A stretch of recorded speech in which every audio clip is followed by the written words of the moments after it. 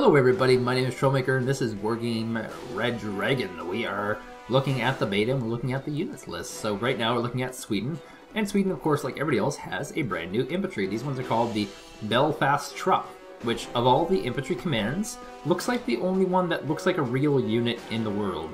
Now there are three ways to deploy these, and they're all going to be, pretty potent, but this one in particular is going to be very strong. There's a little smiley face here.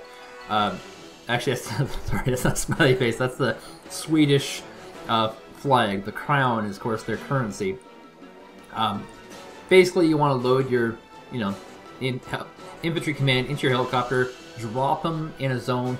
Don't lose this helicopter, and he'll capture it. And if you secure that zone with a different vehicle, you can pick them up and be nasty. You can drop them and cancel out an enemy's area by climbing on a mountain or around the back.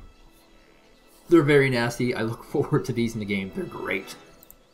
Now, of course, we're going back to our standardized Swedish command options, including their tank, the Strip 103B, which has this crazy cool plow here. This little thing here in general is actually, this little image here is really cool because in-game, you'll actually be able to see unit actions happen, which is great. Great improvement. I'll show that eventually. We have our two supply vehicles, nothing crazy cool here, but once again, lots of great Swedish branding here with Forsvarsmakten, probably a company in Sweden that makes these things. In our infantry section, we have our Heimvermen, which are really, really popular choice in airland battle. Our Kustjägares with various variants of vehicles to go into. Nothing crazy cool different there.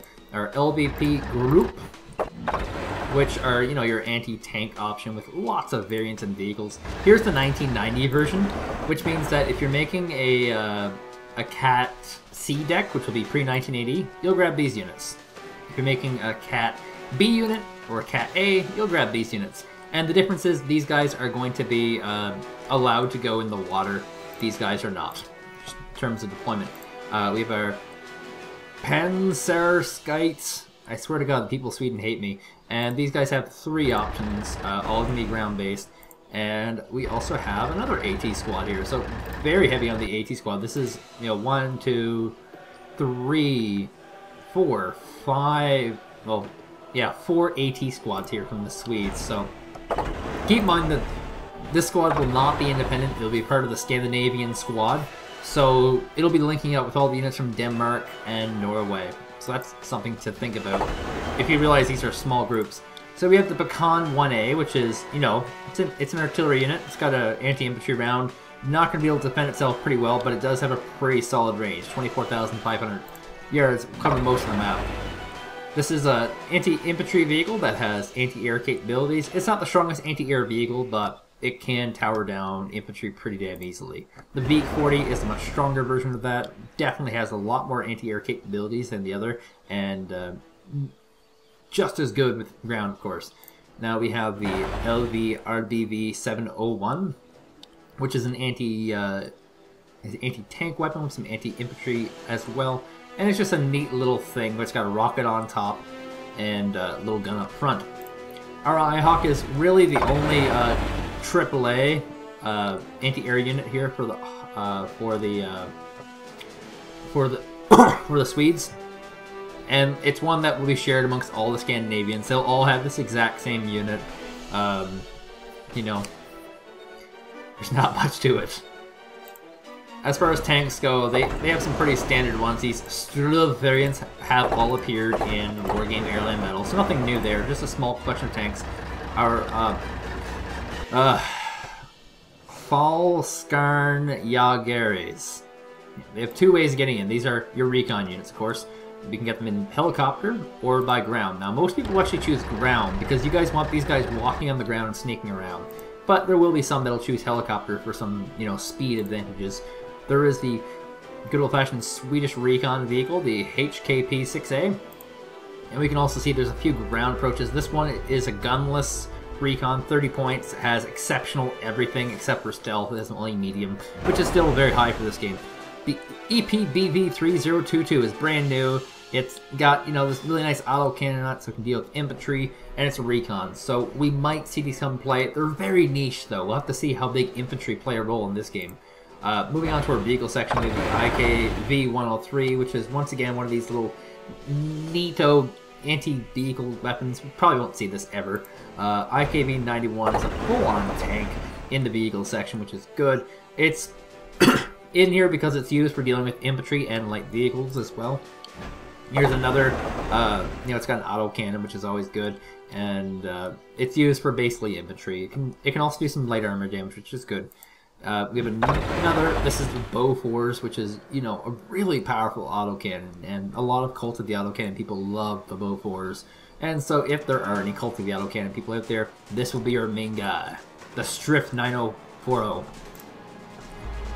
Moving on, we have our PVT GB, which is basically just an anti-tank thing. It's super cheap, 10 points, right? Price is right. The idea is you want these guys to be at the front of your line, launching rockets, and they have a decent amount actually, 15 rounds.